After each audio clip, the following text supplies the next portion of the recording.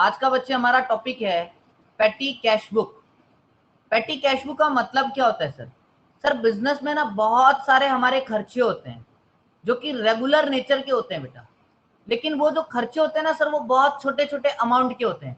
जैसे चाय का खर्चा, स्टेशनरी का खर्चा, कन्वेंस का खर्चा, पोस्टेज का खर्चा।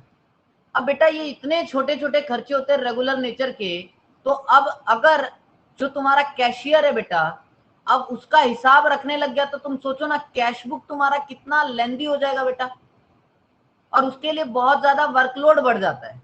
तो बेटा इसके लिए एक पेटी कैशियर अलग से बिजनेस में हम अपॉइंट कर लेते हैं, पेटी कैशियर अलग से अपॉइंट कर लेते हैं, और उस बेचारे पेटी कैशियर को कुछ पैसे दे देते हैं हम लोग। लाइक हमने 10,000 रुपए दे दिया और हम उसको बोलते हैं कि भाई पूरे महीने में जो छोटे मोटे खर्चे होंगे तू लिख के रखना अपना हिसाब और मुझे दिखा देना, फिर मैं तुझे और पैसे दे दूंगा। तो बेटा इसलिए हम पेटी कैशियर को अपॉइंट कर लेते हैं। तो इसके लिए हम क्या करते हैं सर, सेपरेट पर्सन को अपॉइंट करते हैं इसके लिए। अब जैसे मैंने लिखा बेटा एक पर्सन को अपॉइंट कर लिया, उसको एक मंथली अमाउंट दे देता हूँ और जो भी खर्चा होता है वो लिखता रहता है। फिर बैलेंस कम होने लगता है वो मुझे बता देता है, फिर मैं उसे और पैसा दे देता हूँ। जैसे 10,000 दिया था बेटा, अगर 9,000 रुपए खर्च हो गए 1,000 बचता है तो उसको मैं और 9,000 रुपए दे देता हूँ बेटा। 9,000 का उसका हिसाब ले लेता हूँ कि क्या क्या कहाँ कहाँ लगे हैं। तो इससे क्या हुआ बेटा, बर्डन जो है कैशियर का कम हो गया। ठीक है, तो जो कैशियर है ना, जो मान लो मैं मालिक था बेटा, तो मैं हर एक खर्चे को रिकॉर्ड नहीं करूंगा। छोटे मोटे खर्चे के लिए मैंने पेटी कैशियर अपॉइंट कर लिया, और जो मेन एक्सपेंसेस थे ना बेटा मैं उस पर फिर क्या कर पाया, फोकस कर पाया। मेन एक्सपेंसेस पे मेरा फोकस रहेगा, बाकी छोटे मोटे जो खर्चे इसके लिए मैं एक पेटी कैशियर को अपॉइंट कर लेता हूँ और वो देखता रहता है। तो बेटा cash book is prepared to record sundry expenses of regular nature. यानी पेटी कैश बुक जो है वो किस लिए प्रिपेयर किया जाता है, रिकॉर्ड करने के लिए सन्ड्री एक्सपेंसेस। सन्ड्री का मतलब क्या बेटा, छोटे मोटे खर्चे जो रेगुलर नेचर के होते हैं बट वो छोटे अमाउंट के होते हैं। तो ये आपका मीनिंग है कि पेटी कैश बुक को प्रिपेयर किया जाता है रिकॉर्ड करने के लिए सन्ड्री एक्सपेंसेस को जो रेगुलर नेचर के होते हैं बट लो अमाउंट के होते हैं। ये दो तरह का होता है बेटा, एक सिंपल पेटी कैश बुक होता है और एक एनालिटिकल पेटी कैश बुक होता है। अभी हम सिंपल कैश बुक को देखते हैं, फिर मैं एनालिटिकल पेटी कैश बुक आपको पढ़ाऊंगा। कभी कल को आपसे कोई पूछता है कि इम्प्रेस सिस्टम क्या होता है। इम्प्रेस सिस्टम का मतलब क्या है बेटा, सीधी सी बात कि जो आपका पेटी कैशियर होता है ना उसको एक फिक्स अमाउंट प्रोवाइड करते हैं एक पर्सन को, ठीक है, जिसमें से वो क्या करता है सारे पेटी एक्सपेंसेस को, छोटे मोटे खर्चे को करता है बेटा। मान लो 10,000 रुपए दे दिया मैंने आपको और मैं बोला कि आप छोटे मोटे जितने खर्चे लगते हैं आप करोगे। ठीक है सर, जैसे ही वो पैसा खत्म होने लगता है तो उसको और पैसे मैं प्रोवाइड कर देता हूँ जितना चाहिए होता है। मान लो 10,000 दिया था बेटा, 9,000 खर्च हो गया, 1,000 बचा तो 9,000 हम और प्रोवाइड कर देते हैं। तो इस सिस्टम को बेटा हम इम्प्रेस सिस्टम का नाम देते हैं। तो कोई भी पेटी कैश बुक पूछेगा तो आप क्या बोलना कि जो एक मालिक होता है बेटा अगर वो छोटे मोटे खर्चे को रिकॉर्ड करने लग गया तो उसके ऊपर काम का बर्डन बहुत बढ़ जाएगा, तो जो मेन एक्सपेंसेस है उस पर वो फोकस नहीं कर पाएगा। तो पेटी कैशियर को अपॉइंट कर लेता है और उसको कुछ रुपए दे देता है और उसको बोलता है कि जो छोटे मोटे खर्चे हैं उसको रिकॉर्ड तू कर लेना। वो रिकॉर्ड कर लेता है बेटा जी। तो इससे मेन मालिक का बर्डन कम हो जाता है और वो मेन काम पर, मेन एक्सपेंसेस पर फोकस कर पाता है। उसी सिस्टम को हम इम्प्रेस सिस्टम का नाम देते हैं। जब वो पैसे खत्म होने लगते हैं उसको और पैसा फिलअप कर देता हूं। एक क्वेश्चन देखते हैं बेटा जी। एक क्वेश्चन लिया मैंने, 1 अप्रैल को मैंने कैशियर जो है, जो मेन कैशियर था बेटा उससे 1,000 रुपए आया पेटी कैशियर को।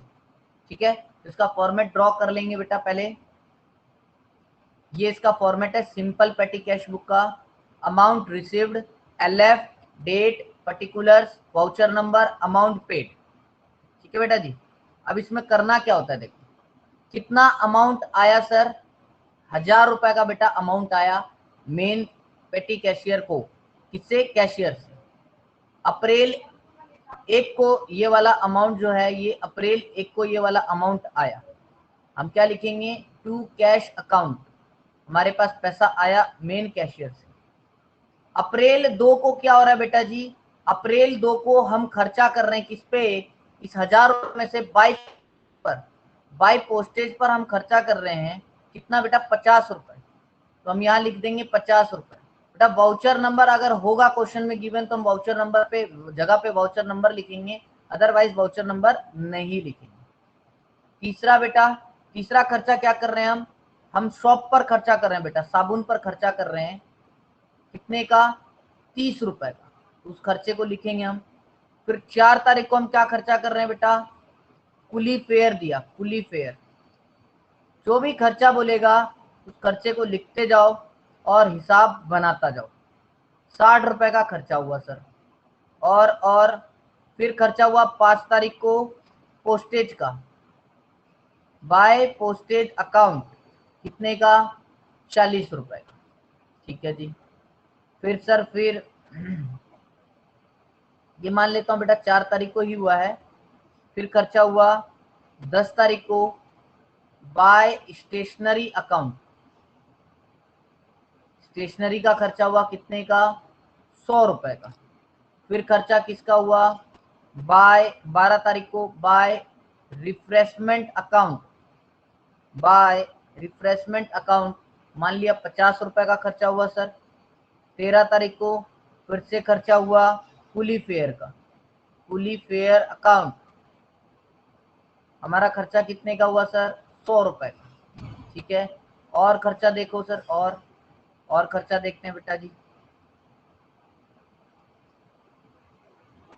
फिर हमारा खर्चा हुआ 13 तारीख को ही बाय स्टेशनरी अकाउंट, 80 रुपए का खर्चा हुआ। फिर हमारा खर्चा हुआ बाय फोटो स्टेट अकाउंट, 200 रुपए का इसका खर्चा हुआ। फिर 15 को बाय शॉप अकाउंट, 50 रुपए का खर्चा हुआ। फिर 22 तारीख को बाय रिफ्रेशमेंट अकाउंट, 80 रुपए का खर्चा हुआ बेटा जी। फिर मान लो 25 तारीख को फिर से बाय फोटो स्टेट का खर्चा हुआ 100 रुपए का। ये क्वेश्चन अभी मैं ऊपर दिखाऊंगा बेटा जी आप लोगों को, ठीक है। अभी तो मैं आपको नाम लेता जा रहा हूँ, वही क्वेश्चन में लिखा होगा, इन चीजों का खर्चा है, क्वेश्चन की जरूरत भी नहीं है। बाय पोस्टेज अकाउंट, 29 तारीख को खर्चा हुआ पोस्टेज का 30 रुपए का। ठीक है। ये आपके टोटल खर्चे हुए हैं जो क्वेश्चन में आप ऊपर देख सकते हैं बेटा। इस तरह से लिखा मिलेगा आपको कि 1000 रुपए कैशियर से आया था, पोस्टेज का इतना खर्चा हुआ, शॉप का इतना खर्चा हुआ, कुली फेयर का, पोस्टेज का, स्टेशनरी चार्जेस का, रिफ्रेशमेंट का, कुली फेयर का, फोटो स्टेट का, रिफ्रेशमेंट का, फोटो स्टेट का, पोस्टेज का। इस तरह के जो है बेटा आपके एक्सपेंसेस, ये आपका क्या है, टोटल एक्सपेंसेस। इस तरह से टोटल एक्सपेंसेस हुए हैं। तो इस एक्सपेंसेस को आपको इस तरह से बेटा पोस्ट करना है। जो कैशियर से शुरू दिन आया वो लिख दोगे इधर टू कैश अकाउंट, ये पैसा हमारे पास आया है जी। और फिर जो जो खर्चा होने लग गया उसका आपको क्या करना है बेटा जी, यहाँ तक रिकॉर्ड मेंटेन कर लिया, आपको जो जो खर्चे का रिकॉर्ड दे रखा था। इतना समझ आया। चलो तो फिर क्या करना है हमें सर, यहाँ पर ये बेटा आपका टोटल खर्चा आपको पता लग गया। ये क्या कर लोगे आप, ये टोटल खर्चा जोड़ लोगे, ये जितना खर्चा है ना बेटा, ये टोटल खर्चा आप जोड़ लेना और 1000 रुपए जो आपको मिला है उसमें से लेस कर लेना। मान लेता हूं ये टोटल खर्चा है 970 रुपए का, ये आपको नहीं लिखना बेटा यहाँ 970 रुपए, ये 970 रुपए का टोटल खर्चा है। मंथ की एंड में आपको लिखना है यहाँ पे बाय बैलेंस कैरिड डाउन। 1000 रुपए में बेटा 970 रुपए खर्च हो गए, तो बैलेंस कितने का बचा, बैलेंस बचा सर 30 रुपए का। तो 1000 रुपए यहाँ लिखोगे और 1000 रुपए जो है आप फिर यहाँ पर लिखोगे 1000 रुपए। दोनों साइड आपको बराबर कर लेना, एक इधर और एक इधर। ठीक है। ये बराबर होने के बाद आपको मैंने लेजर के अंदर भी सिखाया था बेटा जी, नेक्स्ट मंथ के 1 तारीख को आप यहाँ क्या करोगे, टू बैलेंस ब्रोड डाउन लिखोगे। टू बैलेंस ब्रोड डाउन कितना, 30 रुपए आपका बैलेंस ब्रोड डाउन होगा। ठीक है। और आपको और कितना पैसा देना है सर, 1000 रुपए में 30 रुपए अगर बचे हैं तो इस महीने 970 रुपए जो है वो और देना है। ठीक है, इसको दोनों पार्ट को आपको यहाँ पे लिखना है बेटा, 30 रुपए का और 970 रुपए का हिसाब जो है आप यहाँ पर लिखेंगे दोनों पार्ट का। 1 तारीख को जो आप पेमेंट दे रहे हो 30 रुपए तो आप क्या कर रहे हो, ब्रॉट डाउन कर रहे हो जो पिछला महीने का बचा हुआ था, और 970 रुपए इस महीने में और दे रहे हो, टोटल उसको दोबारा से आपने 1000 रुपए दे दिया। तो बेटा इम्प्रेस सिस्टम में मैंने यही बताया था, पिछले मंथ में आपने क्या दिया था, 1000 रुपए दिया था, उस पेटी कैशियर ने सारा हिसाब रखा, 30 रुपए बेचारे के पास बचे थे, उसने बताए हैं, तो आप ब्रॉट डाउन कर रहे हो नेक्स्ट मंथ में कितना, 30 रुपए, और 970 रुपए को और दे रहे हो 1 तारीख को। ये जो सिस्टम था ना, ये था बेटा सिंपल पेटी कैश बुक बनाना, इसको बोलते हैं हम लोग क्या, सिंपल पेटी कैश बुक बनाना।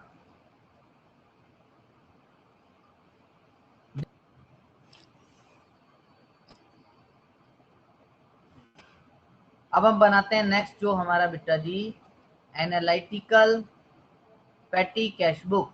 सिंपल पेटी कैश बुक मैंने आपको समझा दिया, अब हम बनाते हैं analytical petty cash book. Same question से मैं आपको एनालिटिकल पेटी कैश बुक दिखाऊंगा।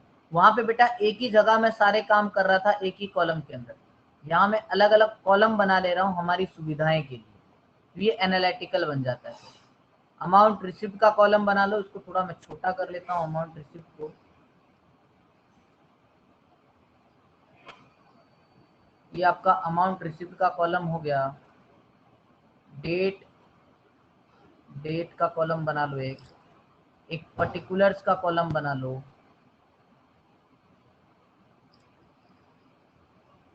एक वाउचर नंबर का कॉलम बना लो, एक अमाउंट का कॉलम आ गया, ठीक है, और एक एनालाइज ऑफ पेमेंट, जो आप पेमेंट करें उसका एनालिसिस।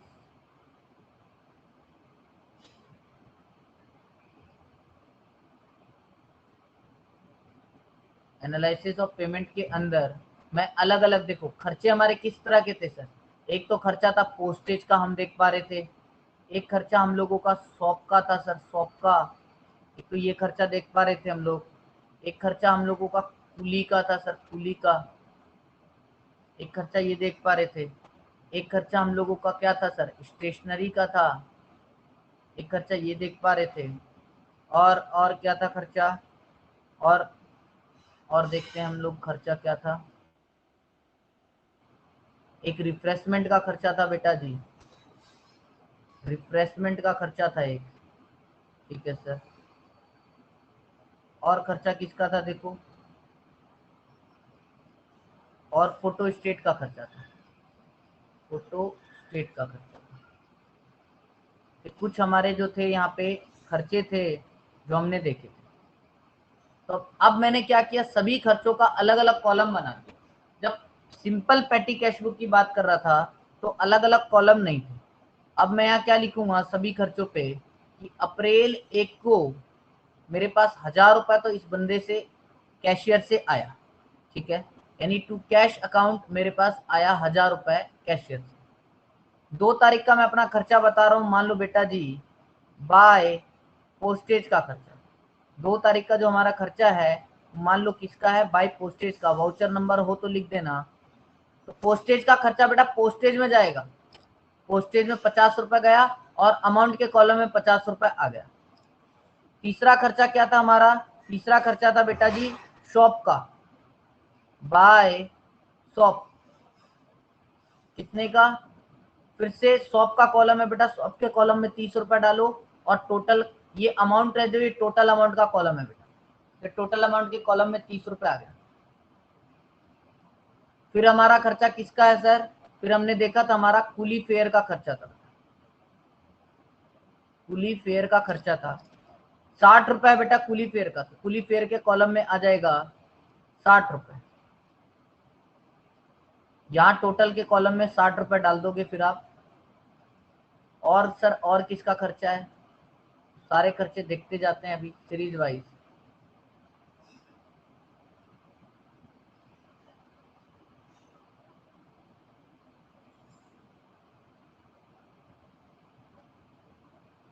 फिर हमारा खर्चा था पोस्टेज का 4 तारीख को ही, बाय पोस्टेज 40 रुपए आ गया हमारा पोस्टेज के कॉलम में, और इधर कोई भी खर्चा नहीं है, टोटल में 40 रुपए आ गया। फिर हमारा खर्चा किसका था, स्टेशनरी का, लिखेंगे बाय स्टेशनरी।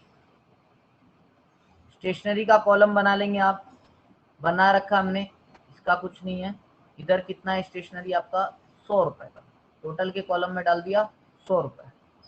फिर आपका खर्चा है रिफ्रेशमेंट का, आप यहाँ लिख दोगे रिफ्रेशमेंट कितने का, 50 रुपए का। इधर कुछ नहीं, इधर कुछ नहीं, इधर कुछ नहीं, इधर कुछ नहीं, 50 रुपए रिफ्रेशमेंट का, टोटल के कॉलम में 50 रुपए इधर डालना है आपको। फिर खर्चा आपका बाय कुली का, कुली का खर्चा था, तो कुली के कॉलम में डालेंगे आप 100 रुपए, ठीक है। कुली का खर्चा आ गया आपका 100 रुपए का, इधर कुछ नहीं, इधर कुछ नहीं, टोटल के कॉलम में डाल लो 100 रुपए। आगे बढ़ जाओ, वही सेम खर्चा था बेटा जो प्रीवियस क्वेश्चन में देखे, वही क्वेश्चन हम यहाँ सॉल्व कर रहे हैं, बस सभी खर्चे का इस बार कॉलम क्या कर लेंगे हम, अलग अलग मेंटेन करें, ताकि हमारी सुविधाएं के लिए हम पता कर पाए कि अलग अलग सारे खर्चे किस चीज के। 13 तारीख का ये हो गया बेटा। आगे देखो, फिर 13 तारीख को बाय स्टेशनरी का खर्चा, स्टेशनरी का खर्चा कितने का, 80 रुपए का। पहले कॉलम में स्टेशनरी नहीं है, दूसरे में नहीं है बेटा, तीसरे में नहीं है, चौथे में आपका स्टेशनरी है 80 रुपए का, इधर भी कुछ नहीं है, इधर भी कुछ नहीं, टोटल कॉलम में 80 रुपए आपका डल जाएगा। अभी तक हमने देखो को मैच किया, देख लो, पोस्टेज आ गया हमारे पास 50 रुपए का, शॉप आ गया हमारे पास 30 रुपए का, कुल हमारे पास 60 रुपए का, फिर से पोस्टेज आ गया हमारे पास 40 रुपए का, स्टेशनरी आ गया हमारे पास 100 रुपए का, रिफ्रेशमेंट आ गया हमारे पास 50 रुपए का, कुली फेयर आ गया हमारे पास 100 रुपए का, जो हमने प्रीवियस क्वेश्चन में देखा था वही करते गए। स्टेशनरी आ गया हमारे पास 80 रुपए का। फिर हम बात करेंगे अभी फोटो स्टेट का बेटा 200 रुपए का, ठीक है। शॉप का बात करेंगे, शॉप का 50 रुपए का, रिफ्रेशमेंट का बात करेंगे बेटा 80 रुपए का, ठीक है, इनकी बात करेंगे, और फोटो स्टेट की 100 रुपए की बात करेंगे, और फिर पोस्टेज जो आएगा वो 30 रुपए का आएगा। तो अभी इन खर्चों को और हम इसके अंदर क्या करेंगे, पोस्ट कर चलते हैं। देखो 13 के बाद हमने 15 में आपको बताया था by photostat, by photostat कितने का था हमारा फोटो स्टेट, सर 13 तारीख को, 15 तारीख को फोटो स्टेट है 200 रुपए का, ठीक है। तो हम यहाँ पर पोस्ट कर देते हैं 200 रुपए टोटल कॉलम में 15 तारीख को फोटो स्टेट का, और फोटो स्टेट का कॉलम है, पहले में कुछ नहीं, दूसरे में कुछ नहीं, तीसरे में कुछ नहीं, चौथे में कुछ नहीं, पांचवे में कुछ नहीं, छठे में है 200 रुपए बेटा। ये कॉलम बना रखा है ना हमने, ये फोटो स्टेट का कॉलम बना रखा है, तो जिसका जो कॉलम है उसमें खर्चे को पोस्ट करने का। फिर हमारा है बेटा खर्चा बाय शॉप का, शॉप का खर्चा कितने का, 50 रुपए का, इसका कॉलम कौन सा है, दूसरा वाला बेटा, तो शॉप के अंदर 50 रुपए का खर्चा डालेंगे। फिर हमारा है 22 तारीख को बेटा बाय रिफ्रेशमेंट, और रिफ्रेशमेंट का खर्चा है हमारा 80 रुपए का, और रिफ्रेशमेंट का कॉलम है ये वाला बेटा 80 रुपए, ये आपका रिफ्रेशमेंट का कॉलम आ जाएगा।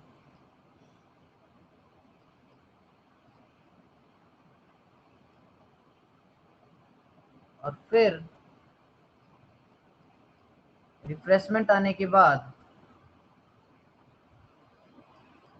आपका खर्चा आता है फोटो स्टेट का 25 तारीख को बाय फोटो स्टेट, और 29 तारीख को आपका खर्चा है फिर से बाय पोस्टेज का।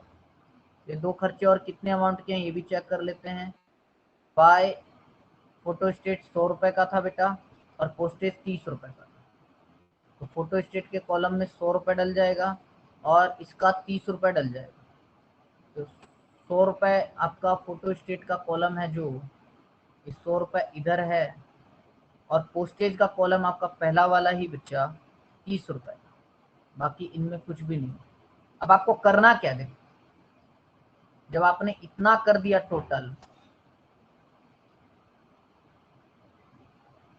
अब आपको सारे कॉलम के टोटल करने हैं। इसके टोटल, इसका टोटल, इसका टोटल, इसका टोटल, इसका टोटल और इसका टोटल। जब आप टोटल करोगे बेटा जी, तो पहले में 50 4 90, 90 और 30, 120 रुपए तो इधर आ गए आपके। दूसरे वाले कॉलम में टोटल करो, 30 रुपए और 50 रुपए, 80 रुपए दूसरे वाले कॉलम में आ गए। तीसरे वाले कॉलम में टोटल करो, 60 रुपए और 100 रुपए, 160 रुपए आ गया बच्चा। चौथे वाले कॉलम में 100 रुपए और 180 रुपए, 180 रुपए का आपका चौथे कॉलम में आ गया। पांचवे कॉलम में देखोगे तो 50 और 80 रुपए यानी 130 रुपए आपका फिफ्थ कॉलम में आ गया, और 300 रुपए आपका इस कॉलम में आ गया। तो अब आपको पता चल गया यहां से टोटल खर्चा कितना है। टोटल खर्चा अगर आप करोगे,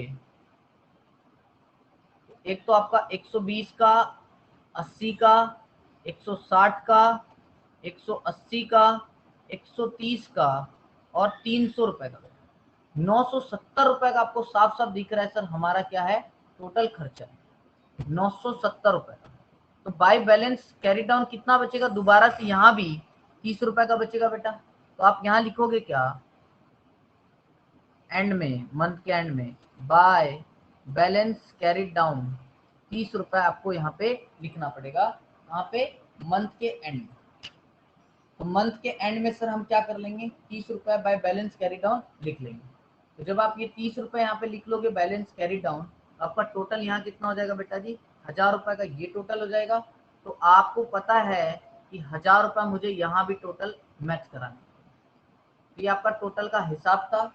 फिर नेक्स्ट मंथ के अंदर आप लिख लेंगे बेटा टू बैलेंस ब्रोट डाउन कितना रुपए आ गया, 30 रुपए, और फिर आपको और दिया जाएगा बेटा कैश अकाउंट या बैंक अकाउंट कितना, 970 रुपए। ये जो आपने ये बनाना सीखा ना, इसको बोलते हैं बेटा जी हम लोग क्या, इसको बोलते हैं हम लोग एनालिटिकल पेटी कैश बुक। इसमें हम एनालाइज कर रहे हैं, और हमें इसको ऐसे बनाने में फायदा क्या हुआ बेटा जी, हमें ये पता चल गया कि टोटल खर्चा पोस्टेज का कितना था, टोटल नीचे लिखा हुआ, शॉप का कितना था, कूली का कितना था, स्टेशनरी का कितना था, रिफ्रेशमेंट का कितना था, फोटो स्टेट का कितना था, ये साफ साफ अलग अलग हमें सबको पता कर पाए। इसलिए इसको हमने नाम दे दिया बेटा analytical petty cash book.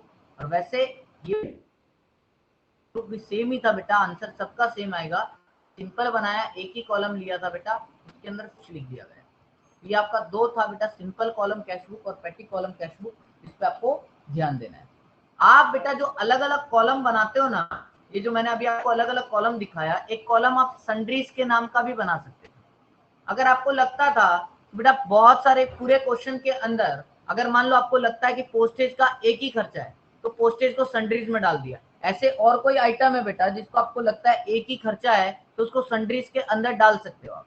Sundries का मतलब छूट-मूट खर्चा, ठीक है। लेकिन आपको लगता है कि मुझे अलग कॉलम ही बनाना है, तो आप अलग कॉलम ही बना सकते हैं बेटा उस खर्चे के लिए। लेकिन आपको लगता है कि जितने छोटे मोटे खर्चे हैं जो एक एक बार ही हो रहे हैं, तो उसको आप सन्ड्रीज के अंदर भी डाल सकते हो, कोई दिक्कत नहीं।